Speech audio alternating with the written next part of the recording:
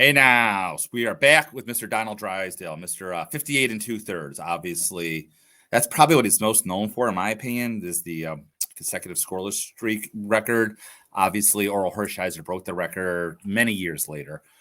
Don Drysdale, to me, is like a lot like Roy Halladay. He had a very, very, very good career. Cy Young winner, like 8-time All-Star, although I think there was two All-Star games during some of those times. Hall of Famer. I mean, he's not like the greatest pitcher ever, but again, he's far from the worst. So I think he's just a mediocre Hall of Famer. He got in at the 10th ballot.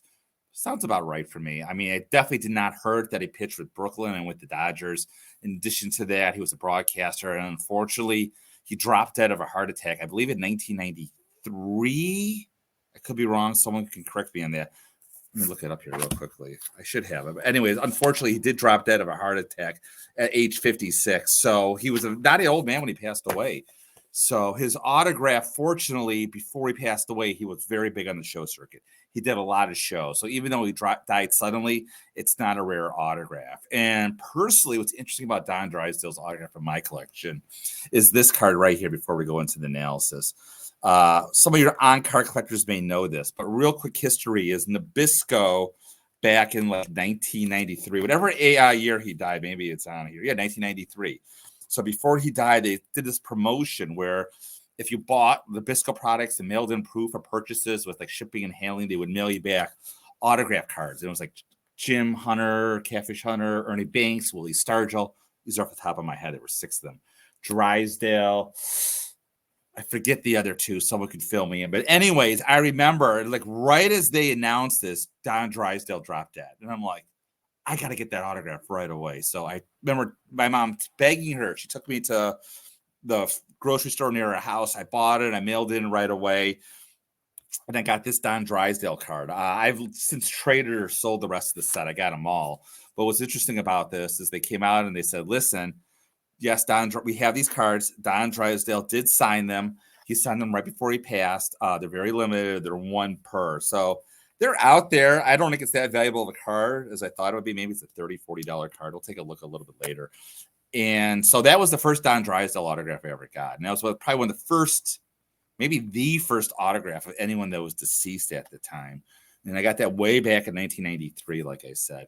So that's enough about me talking about Don Drysdale. Let's go to the further analysis and talk about it and see what's going on here. He's actually more forged than I realized, but we'll talk about that also. So without any further ado, so again, what I'd like to do is I'd like to start in the PSA autograph database. Now, what I always look for Don Drysdale is he's signed very vertical, as you can see right here by his autograph. I don't know if you can zoom in or not. Now, what the key thing is when I'm looking, this is just what I'm looking for. There's variations in there, but I want to see that top of this first D to be the tallest letter in the entire autograph. If I see anything else taller, I'm looking away. So later he got in life, the S right here became more separated. As you can see right here, the S is sort of a standalone. Like the Don looks more like a U, but again, you don't want to see that many loops. You want to look for more verticals than loops. Let's just keep going in the database. Again, here's another one. You can see again that this right here is the very tallest letter in the entire autograph. The S is by itself. Again, this is a little bit of a unique autograph. Just looking at it now, to be honest, I've never seen it before. I like how it's U like that, but it's not as vertical, to be honest, as I like to see it.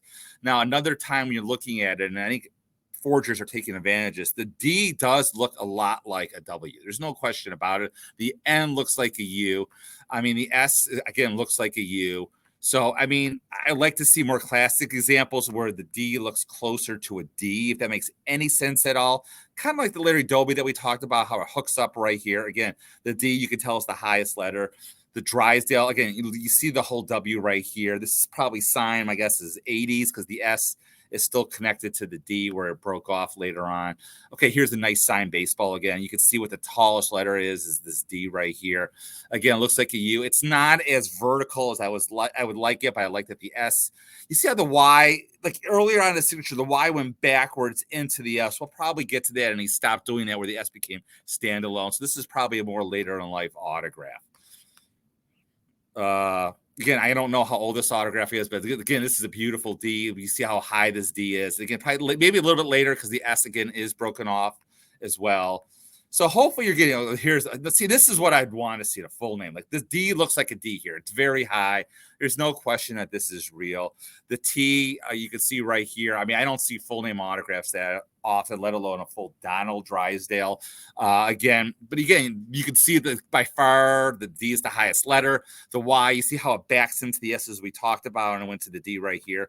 Obviously, you can see his Hall of Fame inscription over here. So this was signed towards the end of his life. Now, again, here's an earlier autograph in his life. This flows beautifully. I love how this autograph looks. It's a beautiful autograph government postcard. Again, you can see how high these Ds are. This is what you want to see. Ideally, is these really high D's going right here where it loops around like this. Again, you can see the Y connects to the S and the S connects back to the D. And again, he changed it a lot as he got later on, unfortunately. Again, another early autograph. You can see the Y sort of loops very lightly into the S right here, and the S goes into the D. That D is still the highest letter in the entire autograph as well. So hopefully by now you're getting an idea of what it looks like. I mean, yeah, I see it's more up and down right here. Again, this is a little what I like. Again, this is a later in life. The S is by itself. Again, like I said, he did a lot of shows. It's not rare. I haven't seen a check ever being offered for sale. But again, even the check, these are good. I know I have a friend that collects checks, so you'd probably kill to have this one. Again, by far the highest letter in this is the D. So the autograph I have now, I did upgrade that card. This is a signed contract. I wish I could blow it up more. Unfortunately, I can't. This is the dissolution of a bar he had in California called Drysdale's Dugouts. Again, it's a Donald. There's no Scott in it, but you got a full Donald Drysdale, which is what I really enjoyed about it. Plus, it was a full name in terms of full first name. The D by far is the highest name on here. But again, the D still look like W's. That's what you're going to expect. But a lot of up and down motion in the autograph. It's not so curly, again, which is what I like for. So I want to show you a couple now what fakes are. This is courtesy, again, of the great people at Outer Safe Autographs. And I want to go to the top here. So look at this autograph right here. Now, again, this is fake, and there's no question it's fake. I mean, what the key giveaway to me is, a couple of things is, these D's look too much like W's. And secondly, and it's tough to tell, this right here, W, looks just as tall, if not taller than this. And again, this is not as vertical. It's more like loopy, as I like to say. So yeah, great call by the mods here. And another one, again, same thing right here. Maybe the same forger, to be honest. But again, look what we have here. What's the tallest letter right here? This right here. I would stay away from them. Again, there's other things here I don't like about this. The fact that the S comes down and like the E is high. It should be a little bit lower. There's a lot of things here, but again, another great call on another autograph that's just frankly probably not good. So again, moving to eBay right here, like you can see like a nice baseball sold for $100. That's what you're going to pay for him on a baseball.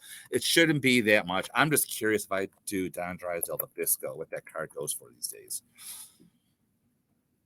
$61 in a graded autograph. So again, these are probably some of the last autographs he signed. So yeah, you can see right here, if they're not even graded, they're about $30, which is what I expected. Now, when I got this, I was so excited.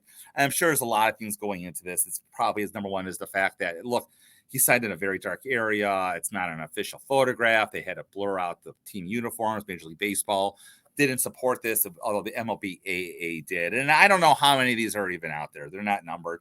But if you want like a good on-card autograph of Don Drysdale, it's this Nabisco card or bust.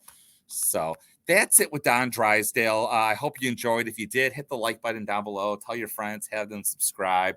We're going to move on next to Hugh Duffy. And Hugh Duffy is, again, another one of those great trivia answers, a great baseball trivia question for those that really know their baseball. So I may record that soon. We got 2 left in the D's. So, but until then, as always, keep collecting.